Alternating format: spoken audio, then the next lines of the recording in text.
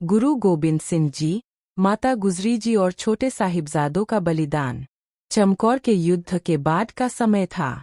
ठंडी सर्दियों की रात में माता गुजरी जी अपने दो छोटे पौत्रों साहिबजादा जोरावर सिंह और साहिबजादा फतेह सिंह के साथ सरहिंद की ओर बढ़ रही थीं। मार्ग में विश्वासघात हुआ और उन्हें पकड़कर सरहिंद के नवाब वजीर खान के सामने प्रस्तुत किया गया। तीनों को एक ठंडे बुर्ज में बंद कर दिया गया, जहां न पर्याप्त भोजन था न गर्म वस्त्र। उस कठिन समय में भी माता गुजरी जी बच्चों को अपने पिता गुरु गोबिंद सिंह जी की वीरता और ईश्वर में अटूट विश्वास की कथाएं सुनाकर उनका मनोबल बढ़ाती रहीं। दोनों साहिबजादे छोटी उम्र में भी असाधारण साहस और धैर्य का परिचय दे रहे थे।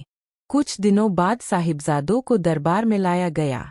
वजीर खान ने उन्हें धन, वैभव और ऊंचे पदों का लालच दिया और कहा कि यदि वे इस्लाम स्वीकार कर ले तो उन्हें सम्मानपूर्वक जीवन दिया जाएगा।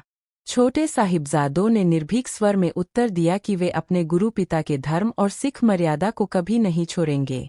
उनके चेहरे पर भय का कोई चिन्ह नहीं था।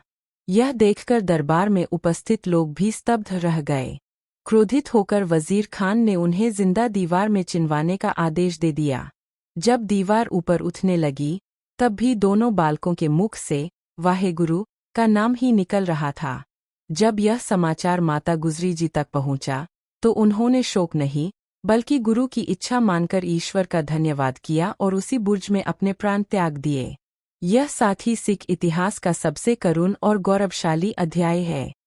गुरु गोबिंद सिंह जी ने अपने चारों पुत्रों को धर्म की रक्षा में बलिदान कर दिया। फिर भी उन्होंने कहा, 4 मुए तो क्या हुआ, जीवित कई हजार। यह साखी हमें सिखाती है कि सच्चा विश्वास आयु या शक्ति का मोहताज नहीं होता। उड़ती चटाई। गुरु गोबिंद सिंह जी और दोनों परिवार का यह बलिदान सदा मानवता कश्मीर यात्रा पर गए। साहस और धर्म के मार्ग पर गुरु नानक देव की सरलता से परिचित थे। गुरु गोबिंद गुरु नानक वहां लोगों से भेंट करने के लिए आए। समय हजारों लोगों की भीड़ उमड़ पड़ी। जब गुरु गोबिंद सिंह जी आनंदपुर समय पर एक निवास हुआ करते थे, उनके नाम ब्रह्मदर और तेजस्वी नीला घोड़ा उपासना और आराधना में प्रवीण होने पर उनके पास कई असाधारण सिद्धि थी। वह घोड़ा केवल एक सवारी दिखाने के लिए ब्रह्मदास युक्ति चटाई पर सवार होकर गुरु नानक के पास पहुंचे। आसपास के कुछ पहाड़ी राजा तो लोगों का जमावड़ा था और लोकप्रियता से नानक देव कहीं नजर नहीं आ रहे थे। उन्होंने कई बार उस घोड़े को मांगने के लिए ब्रह्मदास ने लोगों से पूछा, परंतु गुरु नानक ने विनम्रता से मना कर दिया। लोगों ने कहा, यह घोड़ा गुरु जी के लिए आत्मसम्मान और स्वतंत्रता का प्रतीक पर सवार ब्रह्मदास ने सोचा कि लोग शायद इसका मजाक बना रहे हैं। एक दिन उन राजाओं ने बलपूर्वक उस घोड़े को ले जाने का प्रयास किया। वह जाने लगा, गुरु जी को जब यह समाचार मिला पर अपड़ी और उन्होंने क्रोध भी नीचे आ गिरा, बल्कि अत्यंत घटना के कारण वहां को समझा। उन्होंने सिखों को समझाया कि अन्याय पर लाद कर घर जाना से ही नहीं, घर जाकर उसने अपने नौकर से दिया जा सकता है। मुझे गुरु नानक समय बाद गुरु जी ने वह घोड़ा शाली राजाओं को लौटा दिया। शायद इसके साथों पर संदेश भी दिया कि खालसा किसी वस्तु या भय से नहीं, ब्रह्मदास की धर्म और मर्यादा से बनकर वहां गया।